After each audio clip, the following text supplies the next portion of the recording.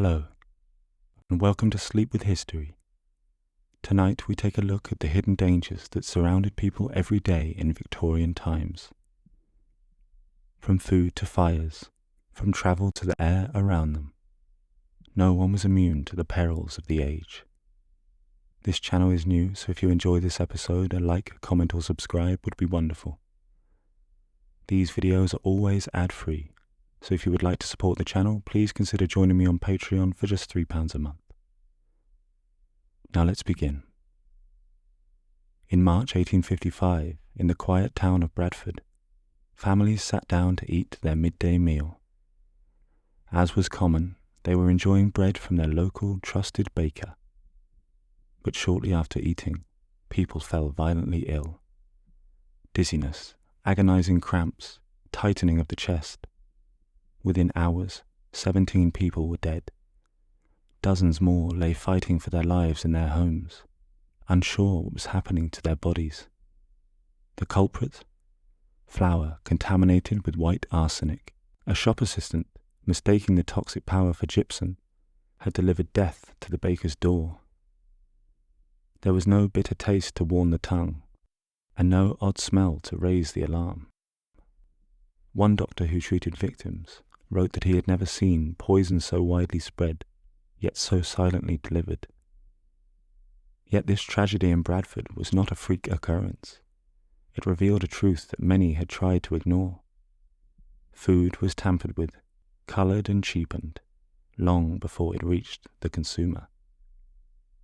During the 1800s in England, daily living changed very quickly.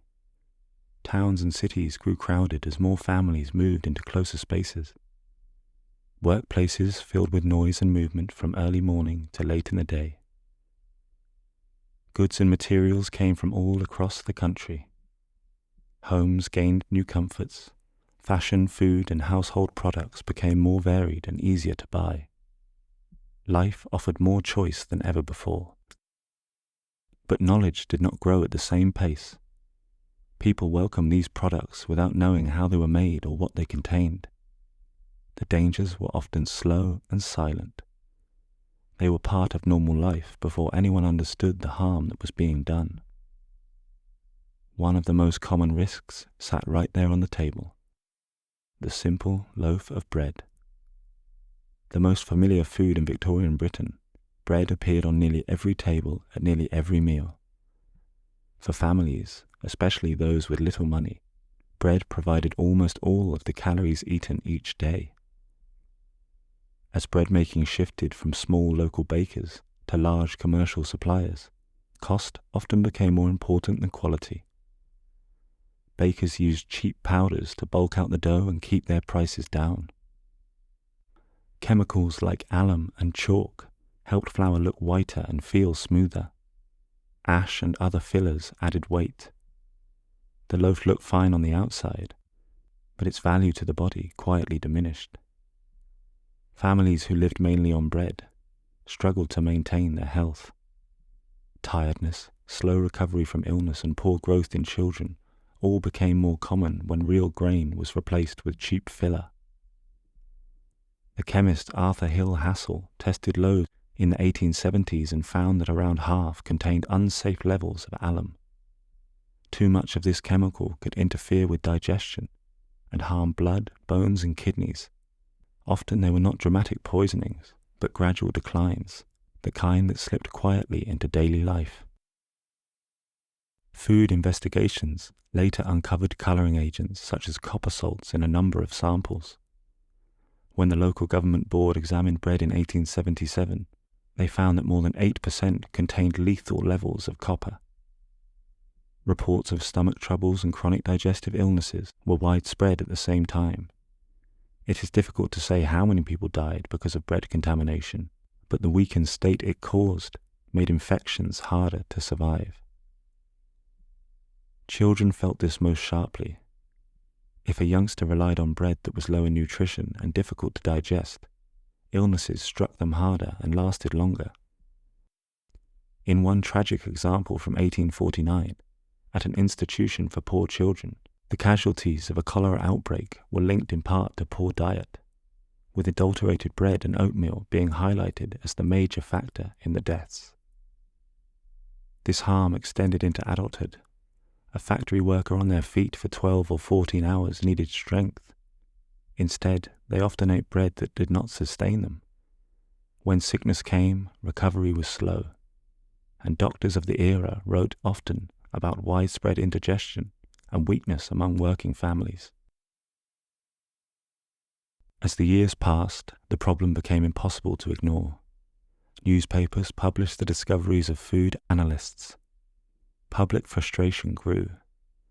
By the 1860s and 70s, new laws were introduced to protect buyers and punish those who sold harmful goods.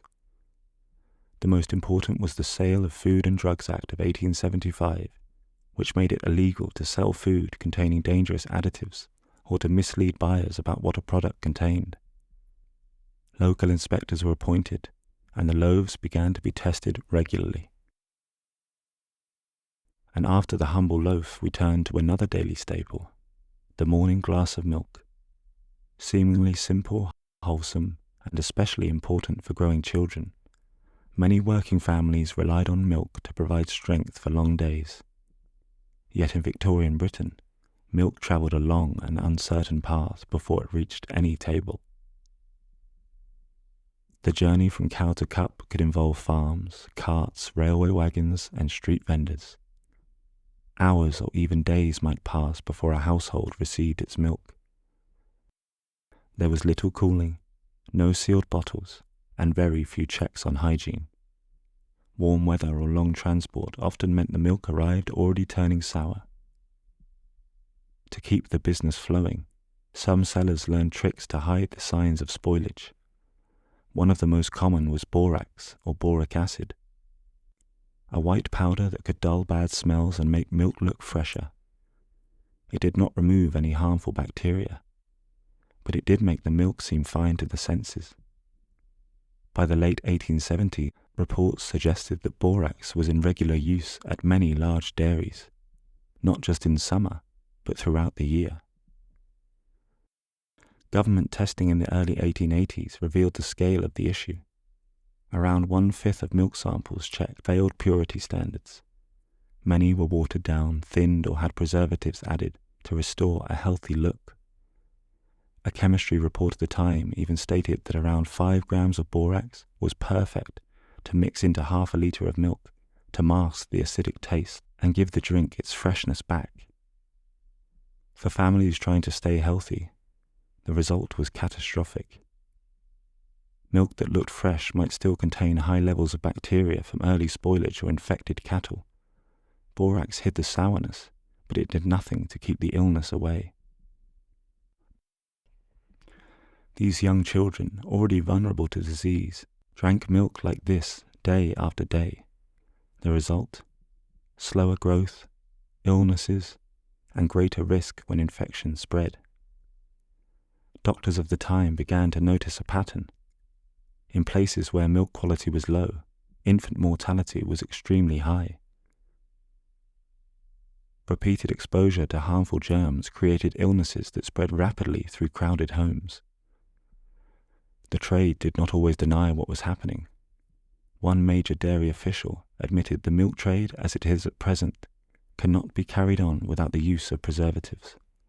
It was a business caught between supply and demand. Buyers wanted cheap milk that tasted fresh, but without refrigeration or proper testing, that promise could only be kept through deception.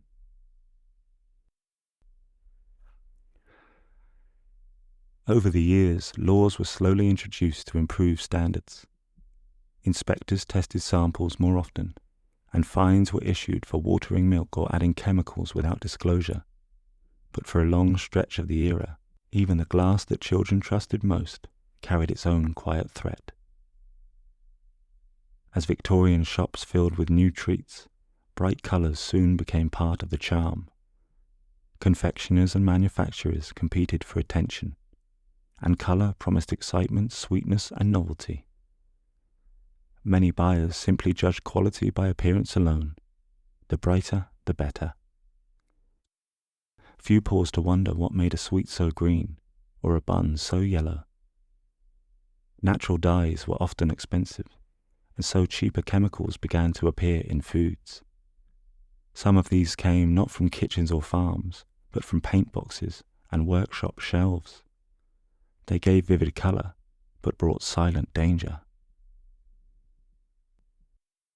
In Bristol in December 1859, 6 schoolboys enjoyed soft, yellow bath buns from a local baker.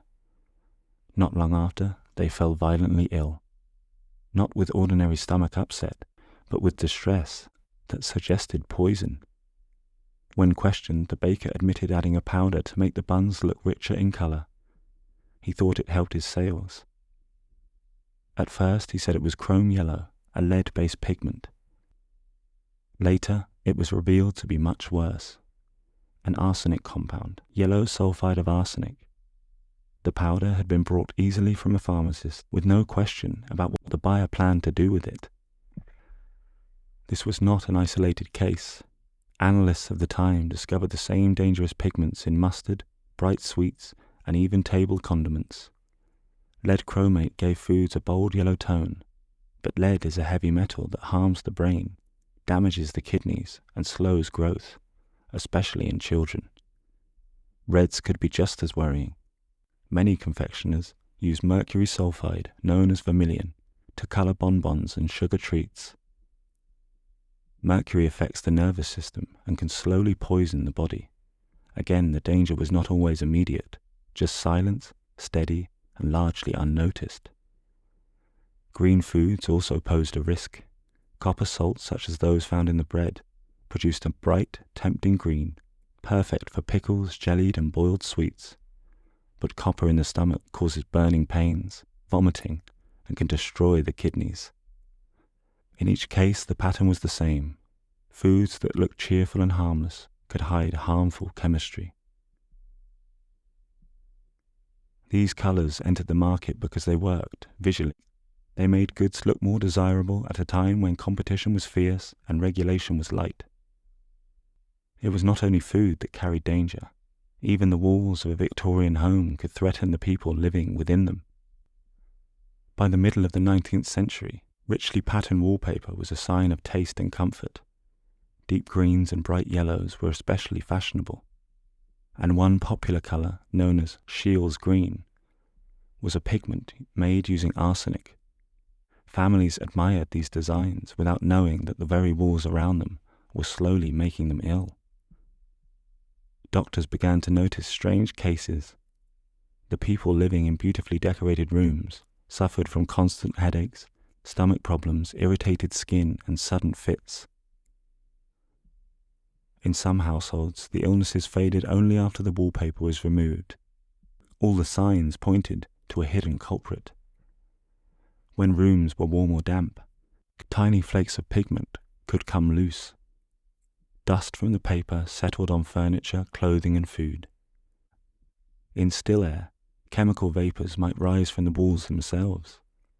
Day after day, families breathed in small amounts of poison without ever tasting or smelling a thing.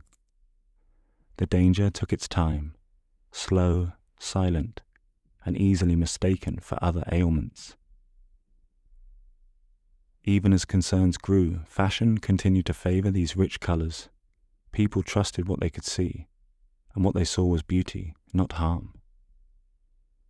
The danger did not end there. Many Victorian households also prized decorative crockery and colourful tableware. Majolica ware, coated in thick lead-based glazes, became especially popular. These plates and bowls looked luxurious on the dinner table, but when hot food or acidic drink touched the glaze, lead would seep out and into the meal. Lead poisoning begins by affecting the nervous system, blood, and internal organs. In children, it can stunt growth, weaken bones, and cause lifelong harm. At the time, very few understood these connections.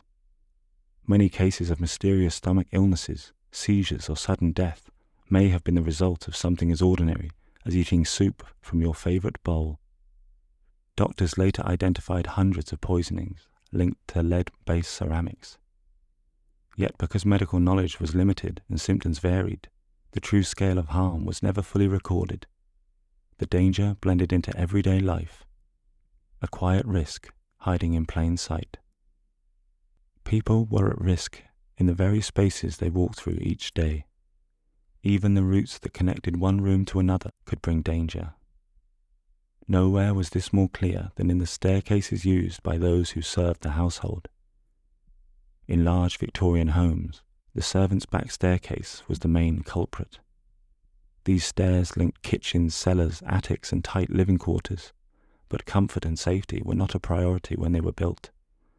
They were narrow, steep, and poorly lit. Many had steps that varied in size or height, and corners that twisted sharply without warning. A single misstep could send a person tumbling several floors. Surviving examples reveal just how difficult they were to use. A safe staircase would provide generous depth for each step. Many servant stairs offered just a little over half of what was recommended. There was scarcely room for a firm footing. Light often only came from a small candle or an oil lamp fixed to the wall, a flickering patch of brightness in a tall, shadowed well. For servants, these stairs were not occasional paths, but daily lifelines. Most made countless journeys up and down, often carrying trays, buckets, laundry, or heavy dishes. Many were young women working long hours with little rest, hands full, arms tired, attention divided. The risk rose with every trip. Clothing made matters worse.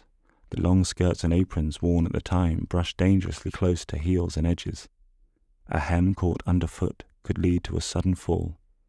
In a crowded household, speed was expected. Caution could be mistaken for laziness. The pressure to move quickly meant small mistakes were easy to make. Falls were common, though rarely written about. A servant injured on the stairs might lose wages or even be dismissed. In the worst cases, a fall could be fatal, but even minor accidents accumulated into worn joints, bruises, and chronic pain. Silent reminders that the home was not always a place of comfort. Trip hazards were not the only risk that these new fashion choices posed. As fashion changed in the middle of the 19th century, women's clothing took on grander forms. Skirts became wide and full, supported by layers of petticoats or by lightweight wire frames known as cage crinolines. These garments created a floating bell shape, elegant to look at and admired across Britain. The style was worn in parlours, kitchens, theatres, and workspaces. It was a sign of beauty and respectability, but this beauty carried danger. Many dresses of the time were made from light fabrics such as cotton, muslin, and gauze. These materials, although delicate, caught fire very easy. Homes were filled with open flames, fireplaces in almost every room, candles and lamps for light, and stoves used constantly for cooking and warmth. When a skirt swept too close to a flame, even for a moment, the results could be tragic. A kitchen maid named Margaret Davy, just 14 years old, died in February 1863 after her wide skirt brushed a fire fender and ignited. The coroner recorded her death plainly: accidental death by fire, caused through crinoline. Her case was heartbreaking, but far from rare. Although the exact figures vary, many reports suggest that around 3,000 women in England died from dress-related fires between the 1850s and 60s. Even Florence Nightingale herself once noted that at least 630 women were believed to have died in just 1 year. Newspapers referred to 3 deaths per week from burning skirts, a sign of how familiar the danger had become. And fire was not the only threat. The wide frame of the crinoline made movement awkward in tight rooms. Skirts could catch on furniture, become trapped in doorways, or knock objects from shelves. Outside the home, there were risks from busy streets and machinery. In Ireland in 1864, a factory worker's crinoline became entangled in a rotating shaft. She died from her injuries only hours later. The problem was not only limited to fine drawing rooms, it reached everywhere fashion went. Because women across different classes wore similar structures beneath their skirts, the hazard did not discriminate. Domestic servants, upper-class women, and factory workers all faced the same risks. The volume of fabric alone was enough to turn a normal day into disaster if luck failed them. Crinolines were flawed by design. Inside the home, the threat was the greatest. A skirt could quietly brush a fireplace grate, and once the inner air of the crinoline began to rise, the shape of the garment acted like a chimney, feeding flames upwards in seconds, engulfing the wearer. With limited firefighting measures, and often only narrow stairs for escape, there was little time for help. By the late 19th century, styles finally began to change. The huge circular crinolines gave way to narrower skirts and bustles. The worst of the danger passed, but the memory of those years remains a reminder of how something as simple as a dress, admired and trusted, could endanger the very people it was meant to celebrate. Fashion was only one part of appearance in Victorian Britain. Many people also used cosmetics and treatments designed to improve the look of the skin. Pale, smooth complexions were considered desirable because they suggested higher social status and indoor work. This increased demand for powders, creams, and tinted products. Some of the most widely used face creams contained white lead. Lead produces a pale, opaque finish on the skin, but it accumulates in the body over time. Prolonged use could cause damage to the nervous system, kidneys, and overall health. Eyelash treatments sometimes contained mercury compounds. Mercury exposure can affect the brain and internal organs when used repeatedly. Arsenic was also used in products aimed at achieving lighter skin. There were arsenic wafers sold as beauty aids and lotions marketed to improve complexion. Arsenic harms the stomach, liver, and other organs when taken regularly. The beauty trade expanded quickly. Public advertisements and salons promoted creams that promised lasting youth or clearer skin. One well-known London figure, Madame Rachel, gained customers in the 1860s and 70s by selling expensive beauty treatments that laboratory findings would reveal contained highly toxic chemicals. Medical writing from the time records cases of chronic illnesses linked to these products.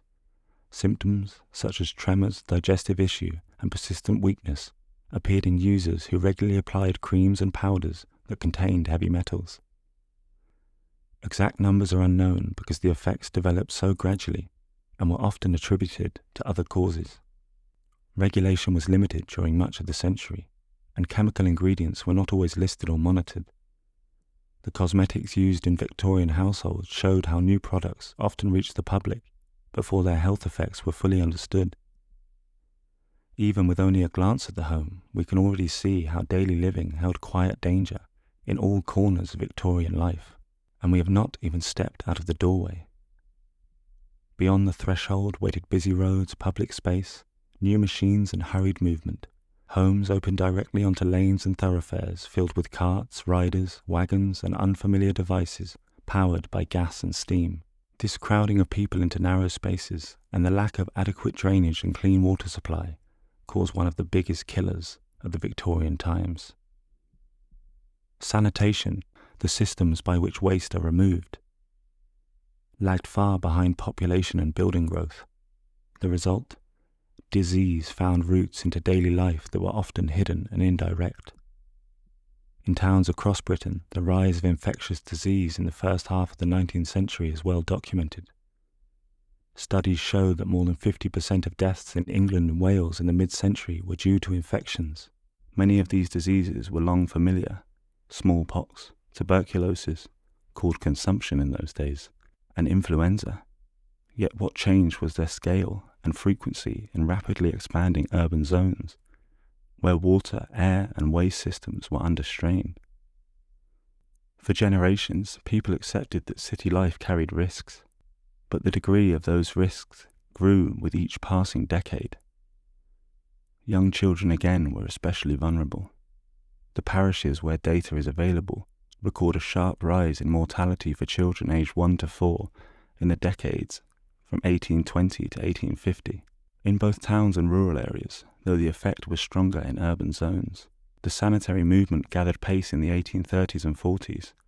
Its aim was clear: remove filth, supply clean water, and carry waste away from areas where those lived. Before these efforts, crowded districts relied on cesspools, open drains, and shallow wells. Human waste, rainwater, and household effluent frequently mixed. Many homes stood a few steps from drainage channels. In those conditions, water, air, and soil were easily contaminated. Households felt the effects. Water drawn from a clear-looking pump could still be tainted by a nearby pit. Children played near yard drains, vegetables were washed in unsafe water, and wells were dug too close to refuse heaps. Where towns invested in waterworks and sewerage between 1845 and 1884, infant and child mortality fell through the floor. Progress, however, was uneven. Some places improved early, others waited years. Numerous bouts of cholera waves across the 1800s showed the weaknesses of local systems. The disease spread fastest in dense neighborhoods with polluted supplies. Observers describe these epidemics as tests of urban sanitation. Towns with poor drainage and bad water suffered the most. Institutions added their own risks. Schools, workhouses, hospitals, and factories often shared wells and lacked separate waste systems. Crowding and poor ventilation increased transmission. Data from large towns in the 30s and 40s shows worse crude death rates than in earlier decades. And sanitation failure was a major factor. Home, street, and workplace formed one connected environment. In these new industrial centres, many workers arrived home to find slow drains, contaminated yards, and water unfit for modern standards. Cooking, washing, and drinking depended on infrastructure that could not keep pace with growth. Tuberculosis dominated deaths among young adults in the 1850s. It accounted for more than 40% in ages 15 to 34. Poor air, unsafe water, crowding, and heavy labour reinforced one another. Public health measures expanded over time. Municipal waterworks, sewer networks, and rules for waste and housing. Coverage remained patchy for decades, and many families did without reliable protection. In August 1854, Soho in London faced a severe cholera outbreak. Deaths around Broad Street, now Broadwick Street, rose rapidly. Dr. John Snow plotted their cases on a street map and found the highest concentration near the public pump on Broad Street. He compared nearby groups. A workhouse with its own water supply reported fewer deaths. A local brewery, where workers drank beer instead of water, also saw little illness. These contrasts supported waterborne transmission as a cause. On the 8th of September, Snow convinced local officials to remove the pump handle. Cases fell. Investigation traced the contamination to a leaking cesspool that allowed sewage to enter the well through a cracked pipe. The Broad Street cluster demonstrated how a single failure, a tainted source in everyday use, could cause large numbers of cases in a small area. Snow's map made the pattern visible. Proximity to the pump increased the risk of death. The episode pushed authorities toward practical steps: identify unsafe sources, separate waste from water, and improve supply. A harsh daily reality. The bucket raised from a pump was only as safe as the pipes and ground beneath it. Work outside the home placed its own demands on the body. Factories, mills, foundries, and workshops were organized around machines and production schedules. Many people moved each day from domestic routines into long shifts in environment, defined by heat, noise, dust, and constant movement. Industrial growth brought large numbers of men, women, and children into employment. Children, sometimes 8 or 9 years old, worked inside textile mills as scavengers or piecers. Their tasks included reaching beneath moving equipment to collect loose fibers or repair broken threads. Injuries were common. Scalp wounds, crushed limbs, and other trauma occurred when workers contacted exposed machinery. Long hours increased risk. Shifts of 12 to 16 hours were reported in many districts, and fatigue raised the chance of misjudgment near fast-moving parts. Individual cases appeared frequently in reports. In 1830, a young worker named Daniel Buckley died in a Lancashire mill when his hand became caught in a carding machine. He was only 12 years old. This incident occurred in an industry where accidents were widespread. In the 4 years to 1914, a rise of more than 40% in factory fatalities was seen, demonstrating the scale of ongoing risk. A surviving injury often reduced the worker's ability to earn. A fatal injury left families without financial support. Workers in mills and mines inhaled cotton dust, coal particles, and metal fumes every day. The particles lodged in the lung and contributed to long-term illness. Analysis of mortality patterns shows a strong link between industrial environments and early death. You were 70% more likely to die young if you lived in an industrial area. Children of working-class households recorded the highest death rates, reflecting the combined effects of poor conditions at work and home. Industrial employment was a defining feature of Victorian daily life, and the hazards within those workplaces shaped long-term health for many families. In the mid-19th century, a labourer in heavily industrialised Liverpool might live only around 15 years, whereas a person working in rural counties such as Rutland often lived into their late 30s or 40s. In cities like Manchester and Liverpool, approximately 1 resident in 30 died each year, compared with 1 in 45 or 46 nationally. These differences were linked to multiple factors found in industrial settings, including workplace injury, polluted air, crowded housing, and long working hours. Efforts to regulate industrial workplaces developed slowly. Early in the 19th century, a very small number of inspectors were responsible for supervising thousands of factories. Legislation such as the Factory Act of 1847 limited working hours for women and younger workers in textile mills, and later acts addressed machinery safety and employer responsibility. However, economic pressures often kept production ahead of protection. Despite regulation, accident levels stayed high for many years. Injuries did not stay inside the factory. A worker harmed at work often carried the effects into daily life. Difficulty climbing stairs, reduced strength or hearing damage altered how a person functioned at home. Serious injury could end employment entirely. Sudden loss of earnings increased the likelihood that households would fall into poverty. Other effects developed more gradually. Dust and fibres inhaled over long periods damaged the lungs. Constant noise reduced hearing. Repeated strain affected bones and joints. These gradual injuries were common and rarely recorded, but they limited health, mobility, and work capacity across industrial communities. Medicine stood at a crossroads between old belief and new discovery. People lived with more illness and injury than ever before due to dense city life, yet the knowledge needed to treat these problems was still developing. A visit to the doctor, or even something as small as a purchased remedy, could place a person in harm's way.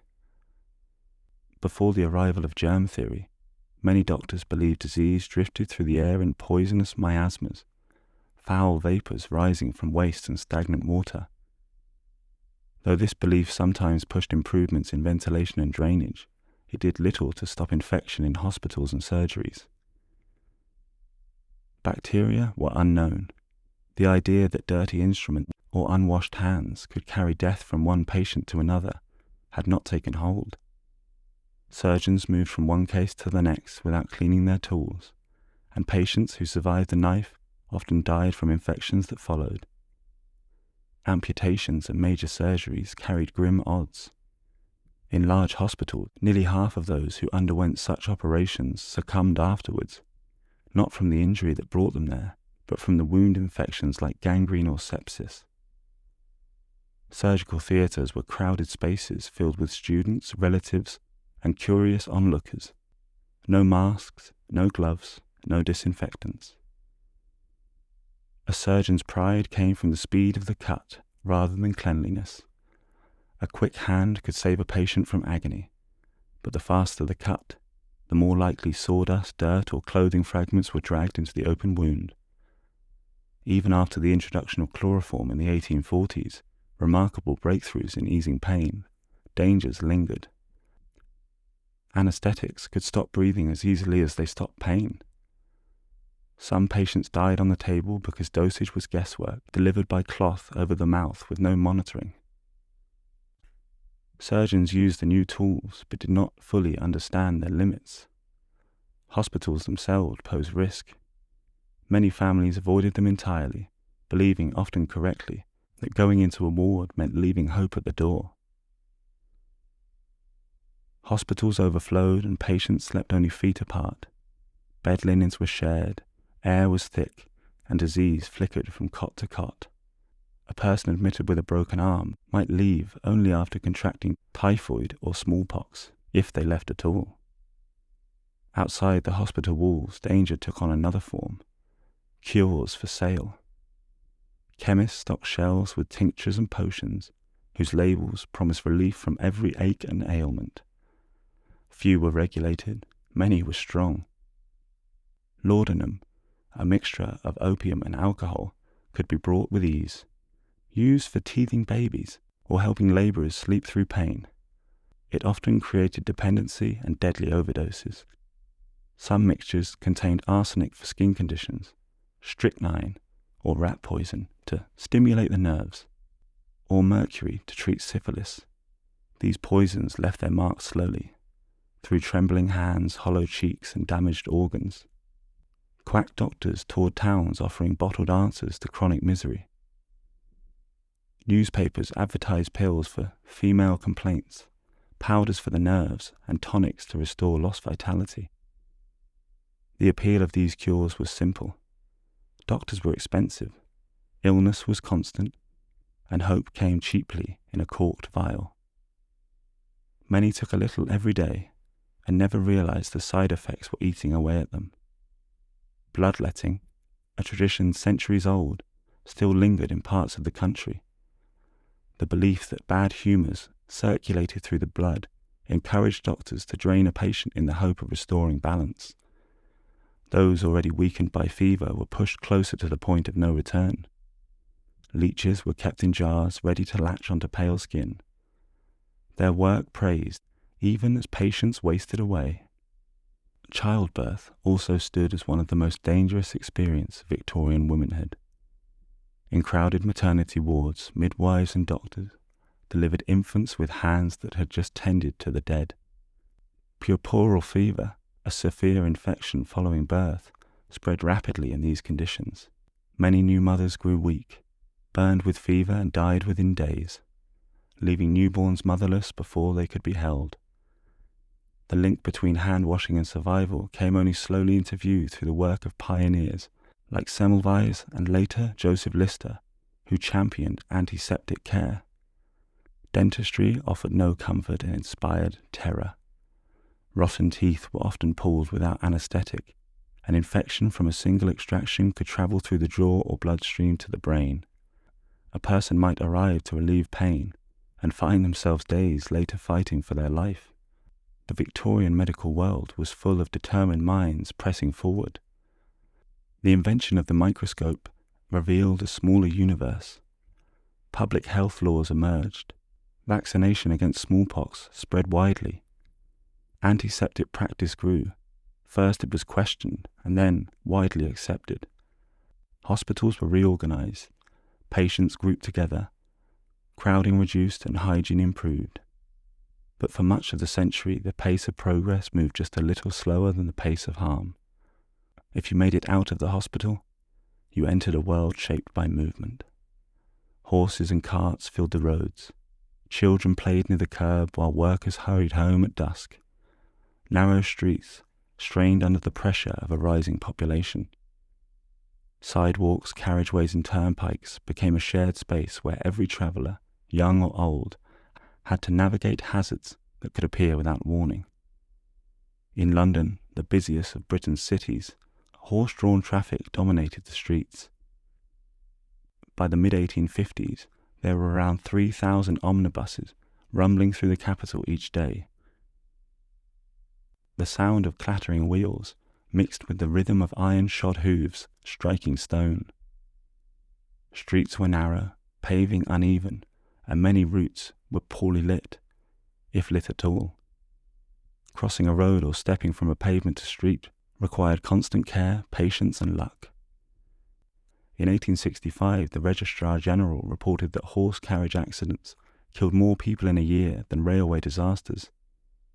Horses could bolt at sudden noise, harness leather could snap without forewarning, and wagon wheels might strike a cracked curb and overturn a heavily loaded cart. Records showed how frequently mishaps occurred. Searches of local newspapers yield tens of thousands of reports of carriage accidents across the second half of the century. Everyday scenes could turn quickly. A child chasing a dropped hoop at the roadside, a woman crossing the street with parcels in her arms, a delivery boy running behind a cart. One misjudged step into the path of a horse, and life could be changed forever. In 1890 alone, street accidents in London were recorded nearly 6,000 times, with more than 400 resulting in death. Those figures represent only one city in 1 year. This was not confined to the city alone. On the long turnpike roads, mail coaches and freight wagons travelled through rain, mud, and rutted earth. A poorly maintained road could trap wheels deep in mire or send a coach tumbling sideways off an embankment. Inside the carriages there were no seat belts, no secure fixtures. Passengers thrown from their seats often suffered broken bones or fatal blows. The horses themselves brought danger. Strong and dependable though they seemed, they could lash out, falter, or panic. Heavy loads pushed working animals to their limits, and sudden movements might cause them to kick or collapse. The streets were not only dangerous because of the people that used them. The very animals that powered Victorian transport lived hard and short lives. Horses in London were worked to exhaustion. Their life expectancy was cut in half under these conditions. When a horse collapsed or died in harness, the street did not pause. The fallen animal became an obstacle, blocking traffic and forcing drivers and pedestrians into swift, risky detours. A worker walking home after a long shift might edge past the delivery wagon, step into a deep rut, and stumble straight into the path of a cab. Reports from the village of Hatton mention fatalities amongst residents of all ages, from newborns to the elderly, struck down in ordinary moments, stepping from a door, chasing after a parent, or pausing too close to a cart. And beyond the roads, a new form of travel brought its own risks. As railways spread across the country, people crossed between sidings and waited on platforms without barriers. More than 9,000 recorded accidents involving railways occurred between the early 19th century and the dawn of the 20th. Many as people simply moved between home and public space. Trains offered speed and connection, but the unfamiliar scale of steam-powered movement meant that a single slip could prove fatal. Authorities began to acknowledge how dangerous the streets and roadways had become. The Locomotives Act of 1865, remembered as the Red Flag Act, required steam vehicles on public roads to crawl along at walking pace and to be preceded by a man waving a warning flag. Yet most vehicles were still drawn by horses, and their movements remained largely unregulated. Each day's weather, each stretch of broken paving, each startled horse added another unpredictable element. Despite the danger, the road was essential. Goods, people, and families all depended on the movement. The milk float came before dawn. The mechanic's cart passed by midday. The hansom cab carried a visitor home at dusk. Rail travel carried Victorians into a world of motion they had never known before. Steam engines drew long trains across countryside and through growing towns, shrinking distances that once took days into a few short hours. A journey that had once been slow and uncertain now seemed almost effortless, but with speed came unfamiliar risk. On Christmas Eve of 1874, a Great Western Railway service from Oxford revealed just how sharply that risk could strike. 6 miles into the journey, a wheel tire on a third-class carriage failed. The carriage lurched off the rails, plunged from an embankment, and the following carriages were pulled with it. The scene that followed was one of twisted wood and shattered iron. At least 34 passengers died. 69 more were badly hurt. Investigators later found that the wheel design was outdated. Communication down the length of the train was slow, and the winter cold could have weakened the tire. A single fault had travelled the whole way down the train. Speed alone changed everything. A fall from a horse-drawn wagon was terrible enough, but derailment at 40 miles an hour turned motion into lethal force. Bridges, tunnels, and winding track beds added further pressure to the rails. Engines grew more powerful, carriages heavier, and loads longer. A mistake once local now became national news. Railway workers faced a different kind of risk. They moved between trains, crossed sidings, signalled with lanterns in the dark, and worked close to heavy machinery. A later review of staff accidents recorded more than 22,000 cases of injury or death amongst railway employees in Britain and Ireland. And that sample represents only a small share of the total. The railway was a marvel of the age, but it was also one of the most hazardous workplaces. Passenger records tell a similar story. In 1876, over 150 travellers died in train crashes and nearly 2,000 were injured. That same year, almost 700 employees lost their lives while working on the lines. These were not unusual figures, just a snapshot from one year. Rail accidents appeared in newspapers with grim frequency. The growth of the network also created dangers before and after the journey. People hurried across tracks to catch trains, crossed between carriages to reach the right seat, or stood too close to an engine when a rush of steam arrived. In industrial towns across Victorian Britain, the very air people breathed became a hidden threat. Coal lay at the heart of the Industrial Revolution, powering engines, heating homes, and feeding the furnaces of factories. But every shovel sent soot and sulphurous gases into the atmosphere. Chimneys multiplied on rooftops, and the sky darkened with their output. As coal smoke settled into the natural fogs of winter, a thick yellow-green haze formed. The famous pea soupers. Sometimes vision was reduced to a few paces ahead. Gas lamps glowed like faint lanterns in a storm. Drivers and pedestrians stumbled through the gloom, and ordinary errands became cautious. Slow movements through ghostly streets. This was more than an inconvenience. It caused illness on a huge scale. Bronchitis deaths in London rose dramatically over the century, from around 25 per 100,000 people in the 1840s to roughly 400 per 100,000 in the 1890s. The worst fogs carried microscopic soot that lodged deeply inside the lungs. Coughing, chest infections, and breathlessness became part of daily life for many living in the city. Children and the elderly suffered most. When air thick with smoke and sulphur rolled down terraced streets, lungs already weakened by poor housing and overwork struggled to cope. Tuberculosis, or consumption, the biggest killer of young adults, flared under the constant burden of the respiratory system. Some areas of London and northern industrial towns recorded death rates far higher than rural districts with cleaner air. Even indoors there was little escape. Soot crept under the doors, settled on bedding, and coated walls and curtains. Households spent more and more money cleaning fabrics and clothing blackened by constant exposure. The problem lasted for generations. Observers in early history had warned that burning coal blanketed the city like a dismal cloud. Yet the scale of permanence of industrial pollution in Victorian times surpassed anything known before. Darkened stone buildings, coughing crowds in railway stations, and the constant smell of smoke painted a picture of progress brought at heavy cost. The air itself had become part of a danger of Victorian life, almost a litmus test for the dangers of the age. Silent, invisible at times, and yet shaping the health and future of millions simply through the ordinary act of breathing. Some early laws tried to ease the worst effects, The Smoke Nuisance Abatement Act of 1853 focused on reducing emissions from furnaces and industrial chimneys in London. Yet due to the money made by these big factories and their owners, progress moved slowly. Factories continued to burn cheap coal, and countless domestic fires still poured smoke into the air.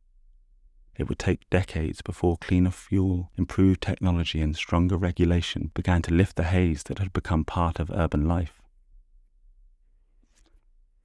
As we end this journey through Victorian Britain, a pattern emerges. Danger did not arrive with a warning. It was folded into daily life, into the food you ate, the wallpaper on your walls, or the clothes you wore. It lingered in stairways and clung to the air in crowded factories. It followed people on the street, into the railway carriage, and into the places where they lived and worked. The age brought comfort, connection, and remarkable invention. It also brought risks that people could not yet see, name, or prevent. While laws, reforms, and new understanding would slowly make life safer, those changes only arrived after many had paid a heavy price. And now, as you rest your head, let the noise and worry of the Victorian streets fall away. Picture a soft lamplight through the fog, the distant rhythm of hooves, the quiet settling of the city at night.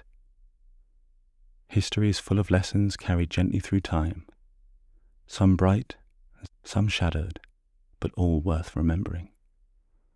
Sleep well, and thank you for joining me. Tomorrow we will wander through the past once more. Good night.